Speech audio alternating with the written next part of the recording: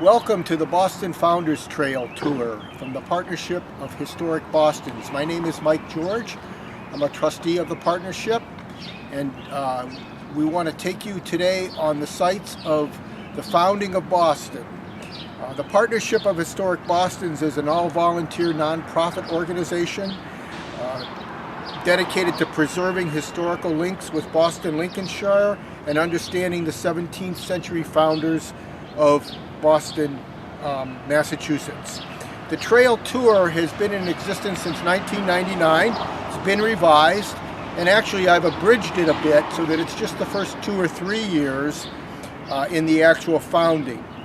Just a word about myself. I'm a third-generation American and interested in politics and government. So join me today as we visit the historical sites and better understand this momentous event in the founding of Boston. Boston was founded on September 7th, 1630 by Puritan settlers from New England who founded a society of godly self-government, which was unique at the time and a first step towards today's democracy. As we start the tour, we're in the Boston Common,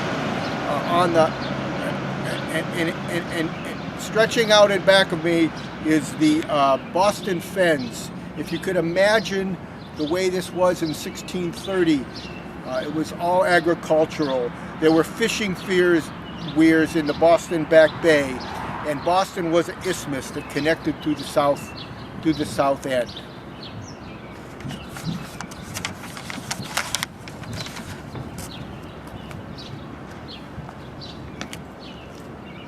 How about if I stand up here for this? And you can feel free to, I'm going to go there and there and there. Okay. The first stop on the tour is the Founders Memorial.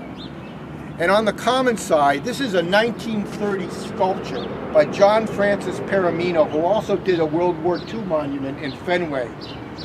The monument shows William Blackstone welcoming Massachusetts Bay Colony Governor John Winthrop to a place called Tremontaine.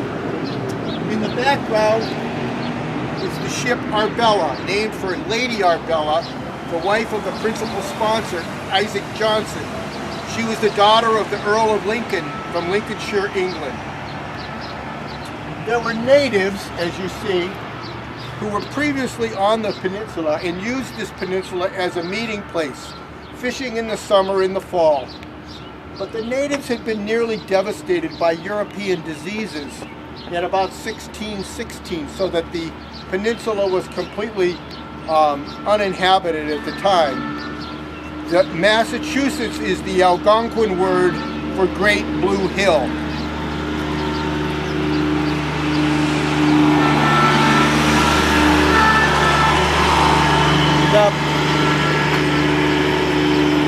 Boston was chosen because it was a defensible place.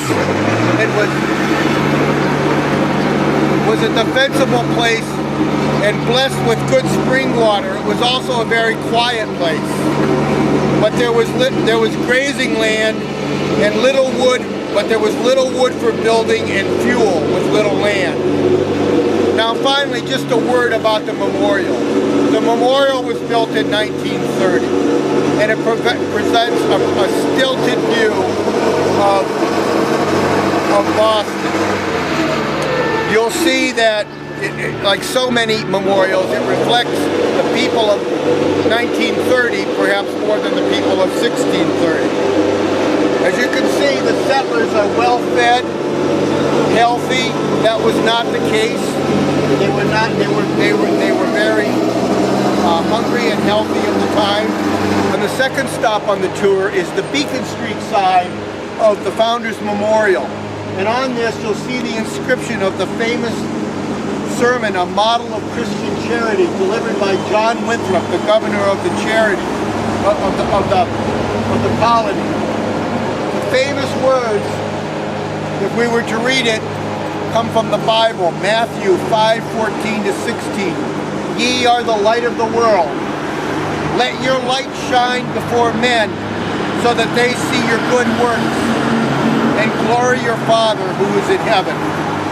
You may remember this speech has been made famous by John F. Kennedy and Ronald Reagan when they used the phrase, "the city on the hill." If there's one thing to learn on this tour, is that's inaccurate. Winthrop really meant it to be a city on a hill. Now, the idea of a city on a hill was commonplace at the time. Winthrop pictured, however, that all eyes were upon the venture, more in anticipation of failure than in success, and that failure would result in a widespread transatlantic attention, and the odds were very formidable. Neither Winthrop nor any of the immigrants of the colony anticipated that their founding of Boston would be a transatlantic exemplary pattern. They just thought that if God brought them safely across the ocean, the migrants would have to live up to much higher standards of holiness than were practiced in England. They had to guard against self-interest, which was bound to emerge. So for God's blessing, they asked for a covenant to bear one another's burdens, to quote the sermon, to do justly, to live mercy, to walk humbly with our God, knit together in this world as one man, delight in each other, make each other's conditions their own, in bond with love. You'll notice that the dates are in the old style as opposed to the new style. The third stop on the trail is the Blackstone Plaque. This was the site of the house of the Reverend William Blackstone, who's said to have brought apple and other seeds and chickens and a white bull with him to the slopes of Tremontaine after the failure of the Wessagossack colony, now known as Weymouth, where he had been a minister, an Anglican minister, in 1625. Tremontaine was named after the French Champlain. For the 100 or so years before the Winthrop Puritans came to Boston, Europeans had been traveling up and down this coast and settling. In fact, I mentioned that they brought the disease that wiped out the Indians in 1660. About 1620, the king granted a charter to the group called the Gorges Charter to begin settling this land. And it was under those auspices that William Blackstone came and settled with the Anglicans in Weymouth. There were other settlements in Plymouth and Dorchester. Blackstone brought the first library of books to the colony, where he lived as a hermit.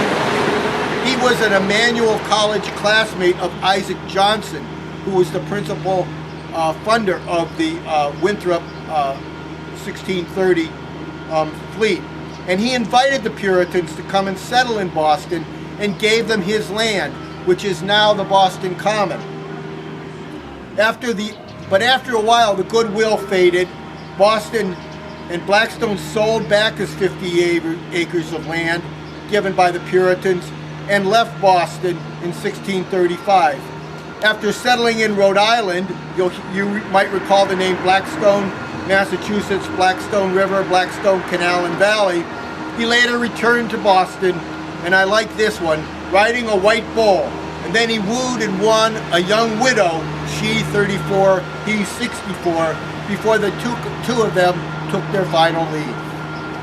The fourth stop on the tour is the Blackstone Spring. We're in back of William Blackstone's house. The reason he settled where he was because there was a small spring, not the Great Spring, which we'll see later on the tour, which attracted John Winthrop and the Puritans, but a small spring that ran into today's Back Bay. And if you listen closely, in this manhole cover here, you can actually hear the spring running today. A word about the memorial. It was erected in 1930 on the 300th anniversary of Boston. And like many memorials and monuments, it probably reflects the values of the people in 1930, maybe even more than the people in 1630. It was a different time and it was a different place. So, just to point it out, there are a couple things about it. The settlers are well fed. They were not well fed. It was an arduous journey, and they were starving in both Salem and Charlestown and on the flight over, so they're not all that healthy. The Indians are accurately depicted as Eastern Woodland Indians, but they again would not be healthy and would not necessarily be on their knees looking at the Puritans coming over. The final inaccuracy here is that you might notice a resemblance between then Mayor James Michael Curley and Blackstone's face on the monument. So there's more talk about this, and like I said, any memorial, it perhaps needs more explanation. Thank you. We're on top of Beacon Hill, and I just want to mention in back of me on the State House grounds the statue of Anne Hutchinson. This was a stop on the previous tours, but because we've abridged the tour, she came over in 1634. We've abridged the tour to times before that just to include the founding. So if you're interested in Anne Hutchinson, the partnership has a whole other tour on Anne Hutchinson, and we'll also visit her house later on in this tour. Stop 5 is the new State House, which is in back of me. We're on top of Beacon Hill, which was then called Sentry Hill. And from this hill, ships could be seen coming into the harbor and warning the population. As we'll find out later, that was part of the Puritan founding experience, was to keep an eye out for danger coming from across the seas. Now, just a word about the politics. Who were the Puritans? Who were the people who founded it? And what was the politics and the government behind the founding of Boston? The Massachusetts Bay Company was a business opportunity for London merchant adventurers. In the early 1600s, London merchants were, along with other Europeans, were going into partnerships to exploit the resources of the New World. These merchant adventurers resented the heavy taxes of the Anglican Church. They also wanted to expand their trade into timber and furs, and particularly with beavers. The current king, Charles I, who had Anglican, if not Catholic leanings, forced a loan on the merchants and the populace in 1637. In 1628 and 1629, Parliament was unable to halt the spread of anti-Calvinism that was rampant in England at the time. That was followed by a drive against what are called the Puritans, and I'll explain who the Puritans more later. So in March 1629, Charles I dissolved Parliament. Ironically, shortly thereafter, even within days, the king, Charles I, granted a charter to the Bass Bay Colony for extensive lands in the New World. This charter, and we'll revisit this, in this charter, the stockholders of the corporation were referred to as freemen, and the freemen were to meet 4 times a year in general court to elect a governor and magistrates and make laws. They took over and went and absorbed the current colony called Naumkeag, which was in Salem, and in 1629 elected their first governor, John Endicott of Dorset, to come over and set things up in Salem. The adventurers also at that time began to buy up the investors from the previous land grant, the gorgeous investors that William Blackstone had come from. They got together, and on August 26th, a group of Puritans formed the Cambridge Compact, and these people agreed to emigrate to New England if they would bring the charter with them. And on August 29th, the Mass Bay Corporation approved the Cambridge Compact, with the idea that the charter would move from London and come with them to New England. On October 20th, 1629, the stockholders elected John Winthrop as governor of the colony, succeeding John Endicott. Now, John Winthrop was a lawyer and was the Lord of Groton Manor in Suffolk County. And he outlined several general observations for the reasons why people should emigrate to New England. 3 of them were religious. First, to carry the gospel to America. Second, to take refuge from God's wrath in Europe. And third, and this is important, to raise and support the Church of England. They were still loyal to the Church of England, at least on the face of it.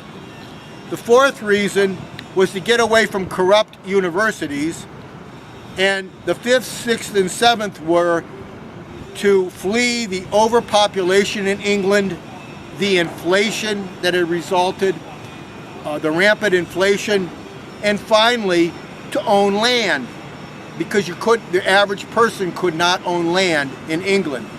So those were the political background for the immigration and the formation of the charter coming here. By the way, the General Court still meets in this building. Stop 6 is the Arbella plaque, and if you look closely, there's a plaque on the monument on the side over there where it says General Hooker Entrance, and it's a plaque to the flagship of John Winthrop's fleet, the Arbella. He had an 11-ship fleet, and the Arbella is named after Lady Arbella Johnson, who was the daughter and sister of the Earl of Lincoln and a devout Puritan. She died in Salem and is buried there. But under John Winthrop, the 1,000 people sailed in April 1630 from England. They were not all Puritans, and they were not all gentry. There were artisans and people from all parts of England. At the time, it was the largest migration across the Atlantic. At the time, 1,000 people. It was a rough voyage with bad food, inadequate food, scurvy, other illnesses. They arrived in Salem, we'll talk more about that later, in 1630 and spent the summer with the 400 Puritans already there under former Governor John Endicott. They were so low on supplies when they landed in Salem that John Winthrop freed the 180 indentured servants who had come over with them. They then, afterwards, and we'll talk more about this, they then sailed on to Charlestown but found little food and water. There's a very nice memorial about the Arbella with the names of all the ships in Charlestown at Charlestown Harvard Square. In back of me is the statue of Mary Dyer, who is a Quaker, who was hanged on the Boston Common in 1660, 30 years after the founding of Boston. It's not, with that having been said, there were no Quakers in 1630, or no formal church called Quakers. There were no Baptists, there were no Unitarians, there was just the Church of England. So a word about the religions that were existing at the time and how they fit into the founding of Boston. There was the Roman Catholic Church, headed by the Pope in Rome. And at this point in the Reformation in 1630, the Catholic Church had pretty much been consigned to the role of Satan and Antichrist by the Protestants who were in England.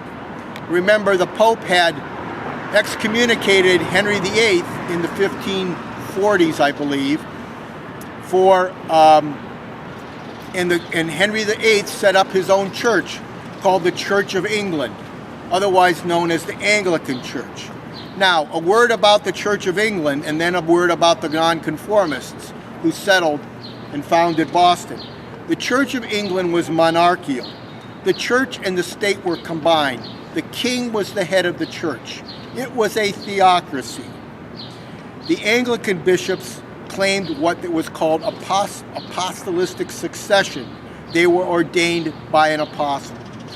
And England went back and forth in the time of Henry VIII, Mary Scots, Queen Elizabeth, and finally, after she died, with King James I, going back and forth between the Church of England and responding to other more Protestant and Puritan sects. The Protestant and Puritan sects were generally called nonconformists in that they didn't conform with the Church of England. These were mostly Calvinists. They were Presbyterians and others. And they believed that the union of church and state hopelessly corrupted religion and that you needed to separate the two. So they organized by presbyteries and synods.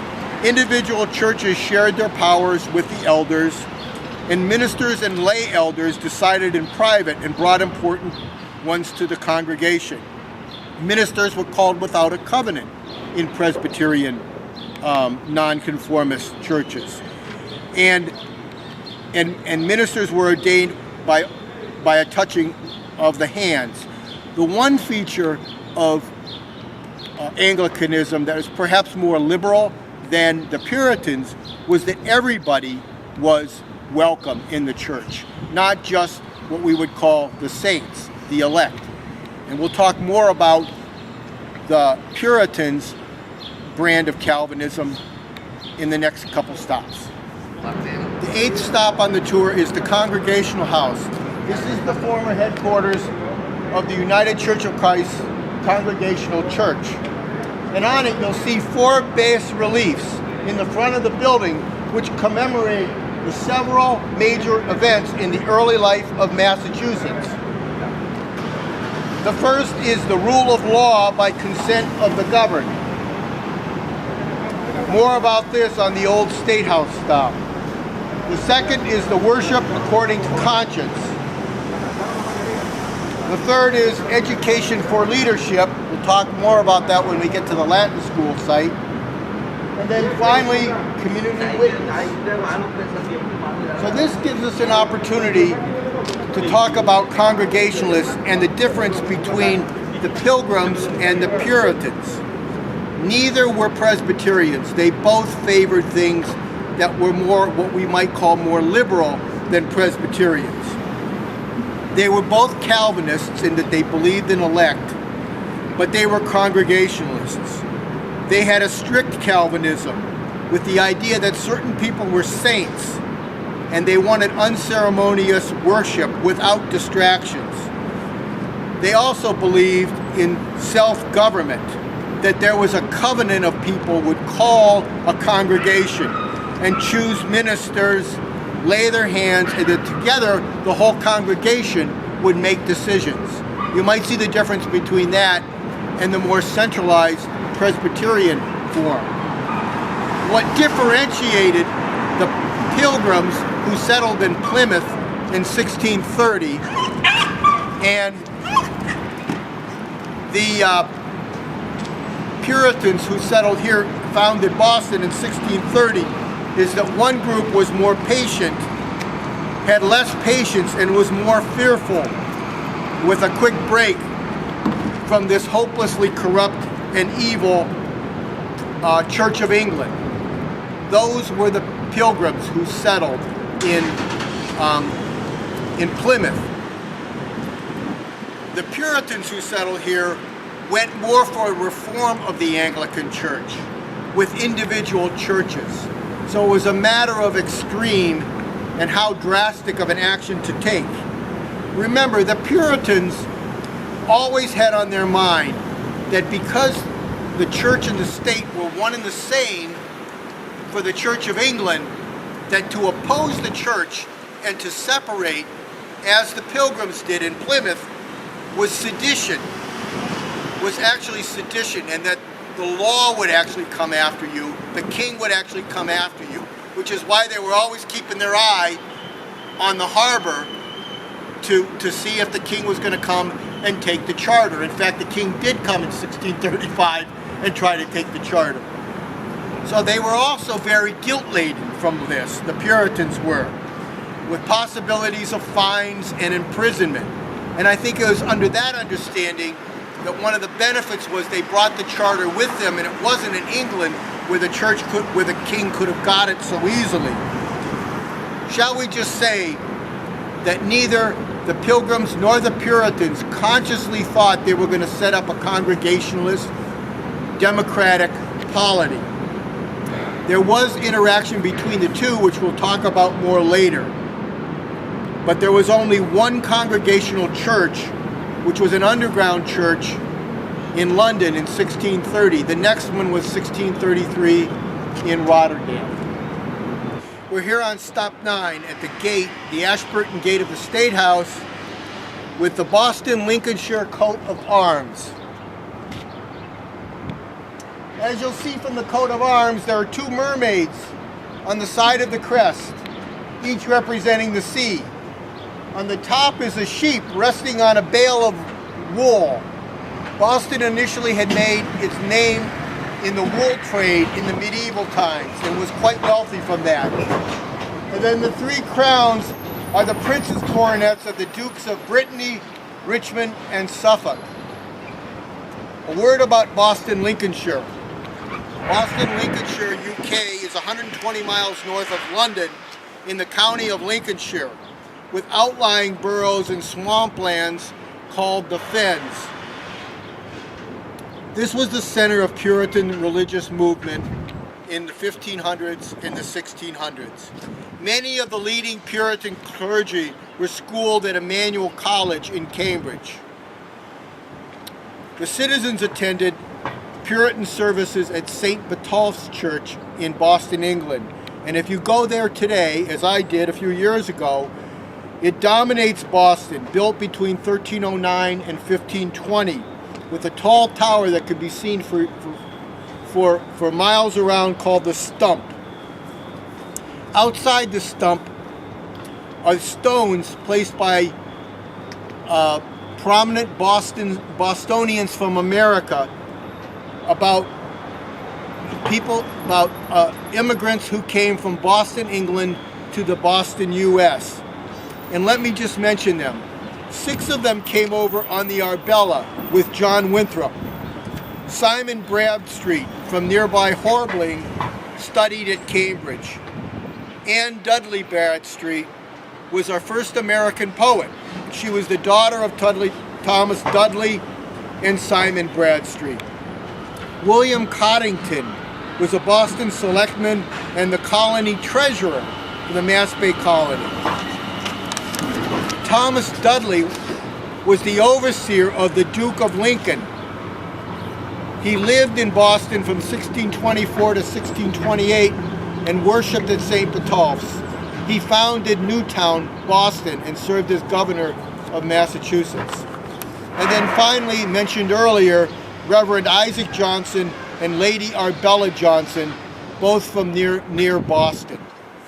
There are 6 others from Boston who came shortly after its founding in 1630, 31, 32.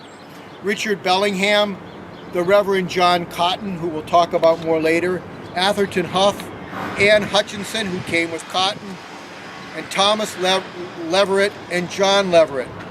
25 people from Boston, England emigrated with the Winthrop fleet between 1630 and 1632. 21 were on the Arbella. Between 1620 and 1632, 42 came from Boston. In total, during the Great Migration, 1620 to 1640, 256 people from Lincolnshire emigrated from Boston.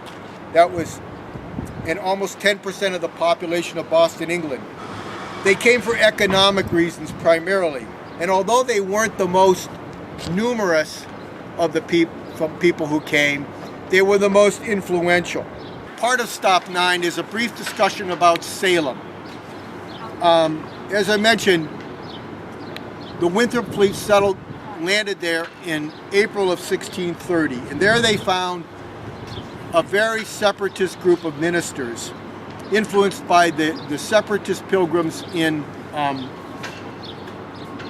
Plymouth.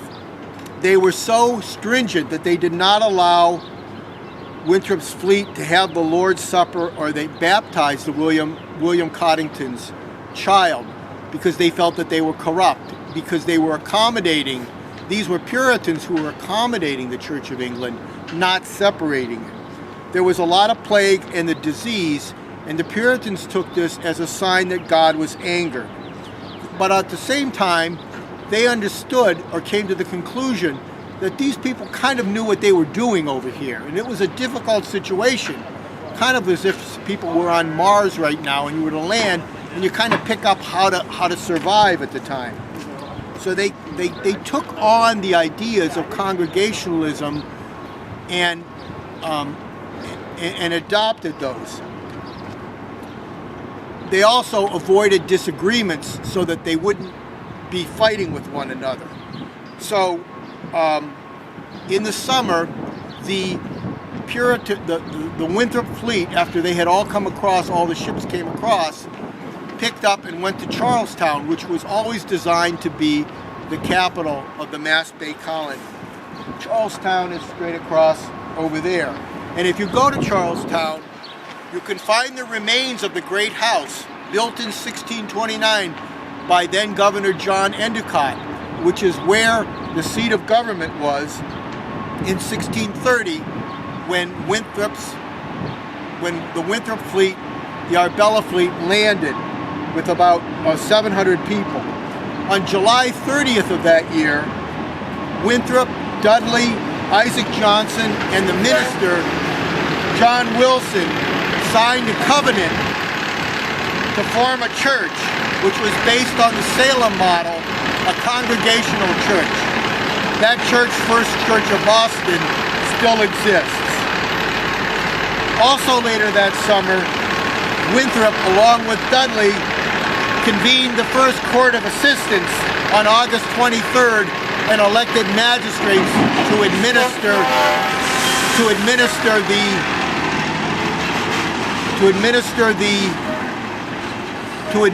the colony.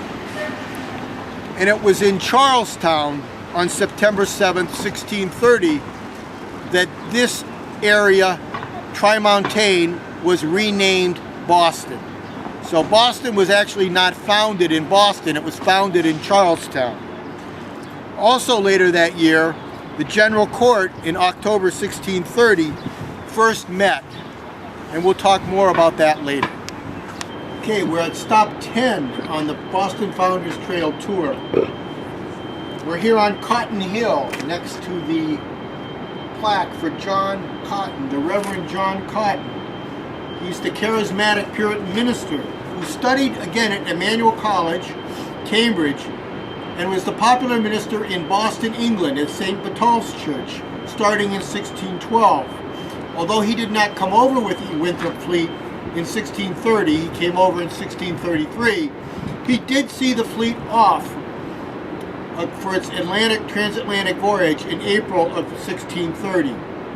His wife was ill, and there was continued repression from the Church of England in the years after 1630 that caused Cotton and a number of others to finally come over. John Cotton became the teacher at the Meeting House in Boston, where John Wilson was the pastor. So a word about Puritanism, because John Cotton in many ways epitomized the religious backbone of the founding of Boston, which was Puritanism.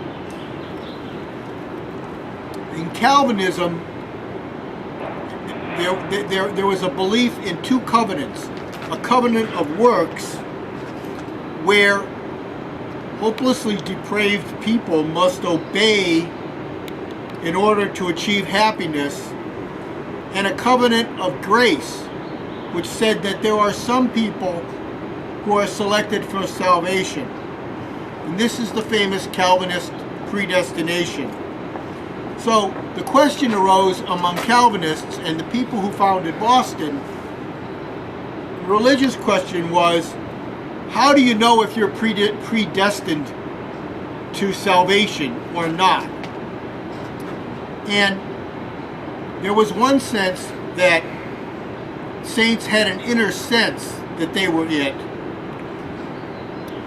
The second was that, but that also by your works, that might be an indication that you were saved or you were somehow predestined. And that was conditioned on faith. So there was always this back and forth in Calvinism between whether to put the emphasis on your works or whether on grace. Whether it was what you did that saved you or whether it was how you felt about yourself that saved you. This took the form of two movements: Arminianism, which was focused around works, and antinomianism, which was focused around the inner grace. And so these folks went back and forth on this, and ministers like Cotton had to mediate this, back and forth. I can say that for the founders of Boston in the early years of the 1630s, the greatest threat to Calvinism was Arminianism, the idea that you don't have to have this inner sense, this inner faith, not unlike what Luther had come up with, but that you could do it with works, which was more of a stretch towards the Catholic religion. So they guarded against Arminianism more than antinomianism. And if you look down, when you take your tour of Anne Hutchinson and the antinomianist revolt in 1630s, you'll see that was allowed to go. That was permitted to a certain extent. But it was primarily the rise of Arminianism that caused the immigration from England. Stop 11 on the Boston Founders Trail Tour is the old burying ground, King's Chapel burying ground. This burial ground stretches from Tremont all the way down to Washington Street and was the property of Isaac Johnson, who was the largest shareholder in the Massachusetts Bay Colony. His wife had died, Lady Arbella had died in Salem, and he died shortly after coming over to Boston in the summer of 1630. This was Isaac Johnson's garden, and the land reverted to the state with his death, and then he had bequeathed the land to the Puritan community. It's the oldest burying ground in Boston. Originally, the markers were simple wooden plaques, which were intended to be kept to not last in keeping with the Puritan traditional burial. The stone markers were put in the 17th century with images of candles, angels, and the skeleton. In the burying ground is the tomb of John Winthrop, the memorial and tomb of John Winthrop, the first governor of Massachusetts. Also are the burial ground of the ministers of First Church, including John Cotton. Stop 12 is the Boston Latin School site on School Street in downtown Boston. The Boston Latin School was formed here in 1635, several years after the founding, the first public school in America. It was based on the grammar school in Boston, England. Originally, the building stood on both sides of School Street. Education and literacy were very important to the Puritans. Boys and girls were expected to read the scriptures. Young children from both sexes attended schools taught by women in teachers' homes. Girls began learning how to take care of the house, and women married at around age 22. The boys were apprenticed, or those with academic talent and or financial resources went to the Latin school prior to entering Harvard and business or other professions. But this all came after the founding. To return to the religious basis for the founding of Boston, Calvinists, Puritans, Protestants all believe, Presbyterians all believed in a literal interpretation of Scripture, with the Bible as the infallible guidebook establishing the kingdom of God on earth. Remember, the Catholic Church said to the average person, just listen to what the priest tells you, that's the Word of God. Protestantism said, read the Bible. So reading was important.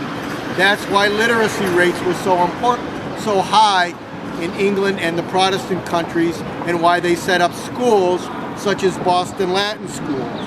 However, as we all know, anybody who's delved into this with a little bit at all knows that the Bible means different things to different people. So, in order to resolve these conflicts in interpretation of the Bible, the Puritans who founded Boston resolved them by extensive listening sessions and reasoning out the arguments before making decisions along those lines. And they did this in informal ways. So the idea of literacy was important, reading was important, and yet they understood that the Bible meant different things to different people, so they needed to be a little bit tolerant about understanding and setting up a process for understanding people's opinions. Thank you. Stop 13 is the Great Spring. This plaque marks the site of the Great Spring. The word Shawmut, the Shawmut Peninsula, means by the living waters. And it was here, it was this spring that ran down this hill that was the impetus for the John Winthrop Arbella fleet to come over from Charlestown, where the water wasn't good, to this great fresh spring water. And it provided spring water for the city for many, many years. You can actually go in and actually look at the spring, which still runs underneath here. Can't hear it unlike the Blackstone Spring. But this was the reason, the major reason why, along with being a defensible peninsula, that the Boston was founded by the John Winthrop Puritans. Stop 14. We're at the site of the first meeting house in Boston. This was the 1630 structure that established the church, where the religious services were held. Shortly after, it served for 2 years, and then in 1632 the second meeting house was built down the way, which we'll go to in a second. But that was a plain building without stained glass and a root screen or cross or any of the ornamentation that you would have seen in a Roman Catholic or an Anglican church. There were 2 sermons every Sunday and lectures on Thursday. And there were no services the other days, so that people wouldn't have an excuse not to work.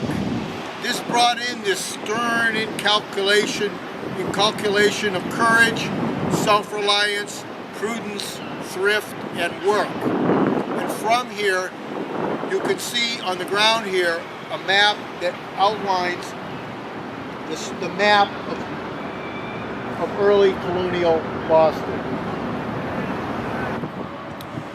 We're at the site of the first or the second meeting house, the 1632 meeting house in Boston. And again, religion and politics had a lot to play with one another on this time. Across the way, which we'll talk about in a minute, is the old State House, where the seat of government eventually had. And in between these 2 buildings were the stocks and the pillory, to maximize any public humiliation for offenders and punishment coincident with the church services. Let me say a minute about how civil government and congregationalism were similar. In England, as you might recall, church and state were inseparable. The king was the head of the Anglican Church, so that was a theocracy. But here, Government business was not done on church property, nor were civic leaders involved in church discipline, and ministers were not allowed to hold government positions. So what was established here was not a theocracy, but there were similarities. From a religious point of view, the body politic was viewed as the body of Christ, and the purity of church was cooperating in a self-sustaining loop of piety and virtue. There were elements of democracy, aristocracy, and monarchy in both the church and the civil government. In terms of democracy, all members participated in the covenant that established the church. They chose the ministers. They admitted new members, and there was called liberty in the people. In terms of aristocracy, the minister was considered the equivalent of the aristocrat, and he was accorded authority and hired magistrates. And then finally, in terms of monarchy, God's will, as determined by reading the Bible, was the equivalent of the law. So that the civil and the religious institutions or conceptual frameworks were very much the same. Only one was taken from the other. Stop 15 of 17 is the old State House, the first townhouse. This to me is the most important stop on the entire tour. The old State House here is the site of the original townhouse, which was the seat of government for the Massachusetts Bay Colony and the town of Boston, starting in 1632. In the first building was a 3-story wooden structure, which was 30 by 60, with the upper floor supported by 21 10-foot pillars. In the first there was an open market. The second was where the High Court held, and the third is where the militia held their barrack. The current building was built in 1722 after a fire destroyed it. Now, it wasn't here in September 1630, but again at the Great House in Charlestown, where the momentous step in the founding of Boston was taken. By September 1630, however, most of the community had relocated from Charlestown to Boston, to the Shawmut Peninsula. And you'll recall that on September 7th, the town was named Boston. So that by the end of October, Boston had a population of about 150 people. Godly republicanism is a Boston-made invention. As you might recall, the charter that was originally given by Charles I in 1629 said that the charter of the Massachusetts Bay Company, the stockholders were called freemen, and the freemen would meet 4 times a year in general court to elect governors, magistrates, and make laws. In October of 1630, Governor John Winthrop proposed a revision to that charter, to the King's Charter. And that revision redefined the word freemen as citizen residents of this colony who would then elect assistants to make the laws. That shift, with the redefinition of the word freeman, was our first step towards American democracy as we know it. By the following May, 116 persons had been admitted as freemen. I might mention that when Winthrop proposed this in October of 1630, there were only 8 freemen. That was expanded to 116 in May at the next meeting, which then led to this evolution of greater democratic reforms. The significance of that is this: Massachusetts Bay Colony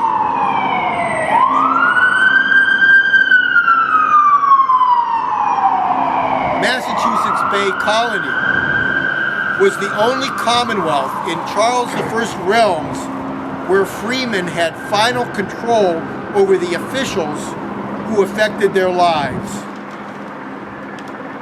there was certainly a higher percentage of freemen here in the Massachusetts Bay Colony than in England, where freemen are basically members of guilds. You might recall that this level of enfranchisement did not come to England for another 200 years in 1832. Virginia, the House of Burgesses, those representatives were appointed by the king. They were not elected by the citizen residents. And what about the Mayflower Compact 10 years earlier? Well, that was an unofficial document by some voluntary people. What was done here was an official charter in the actual official governing of the colony. So with that step, we take our first step towards democratic government. Granted, there were restrictions to men who held property, to men who held property, to to church members, but those were all barriers that we know were later brought down. But with this first step away from private stockholders to residents of the colony who were godly and in good standing with society, we take our first steps towards democracy. Stop 16 is the John Winthrop's plaque. And this is the site of John Winthrop's first house. It's just down the street from the old State House and up from the harbor. So who's John Winthrop? John Winthrop, the first governor, drew upon his experience as a gentry in Suffolk County, England, where he was able to act autonomously away from the centers of power. He was also an attorney in London, and he was familiar with the customary forms of English justice and the rule of the biblical models of law and government. What he remembered was a sense of watchfulness, strict observance of your duties as a doorway to peace, and the love of your brethren as a sign of your inward grace. So love of your brethren was a sign of inward grace, which also meant that maybe you were going to be saved.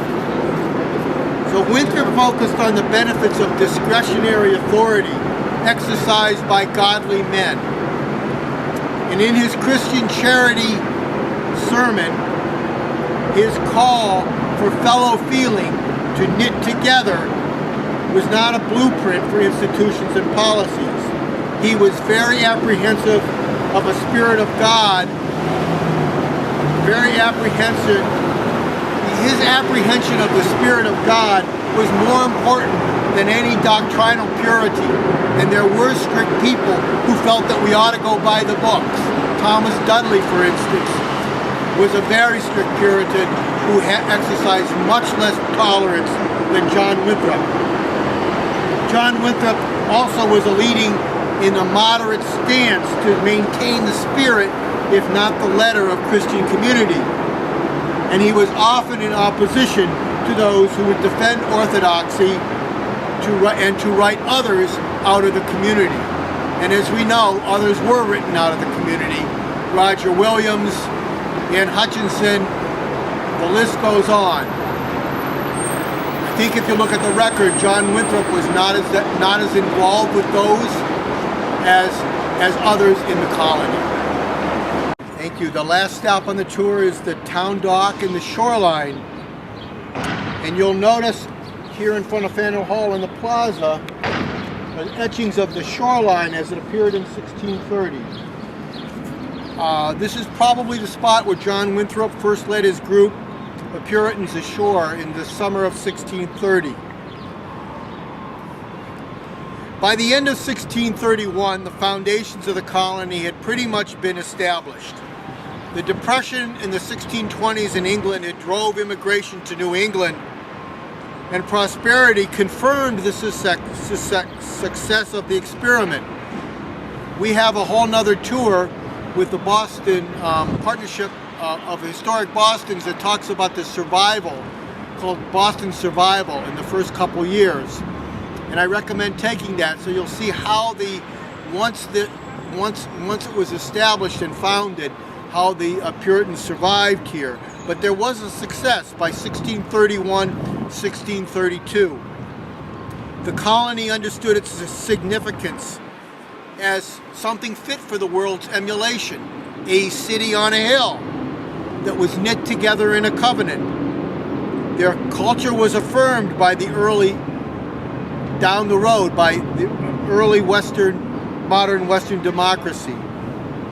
The Civil War in England in 1642 changed everything. Migration stopped, ships were laid up, and money values went astray. Plus also, the Puritans were no longer persecuted, and the zeal kind of slipped away.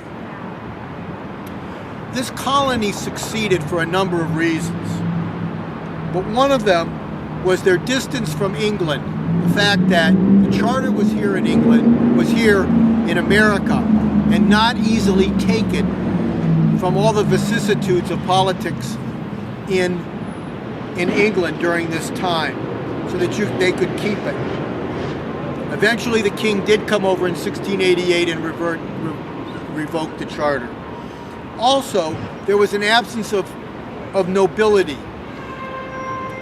Very few knighted nobility came to New England. Most people were what you would call middle class, or yeomans, or artisans, so that you didn't have, everybody worked the land themselves and were used to working, and you didn't need to set up, although it was called a plantation, you didn't need to set up you didn't have somebody who would then hire others to do the work, like in Virginia, for instance. And also there was a homogeneous religion, which worked to the benefit too. Everybody pretty much thought the same. So the immigrants conceived of a new, totalizing form of what would be called godly republicanism that embraced both the state and the church. It was built on this approximation of the body politic and the body of Christ. John Winthrop's inspired leadership founded Boston and got this off the ground, and helped create his model of Christian charity, which avoided conflict with the crown. So in closing, I want to thank you for taking time on the Founders Trail Tour today. If you're interested more about the partnership in colonial Boston and our connection with Boston, England, go to the website www.historicbostons.org. Thank you, and good day.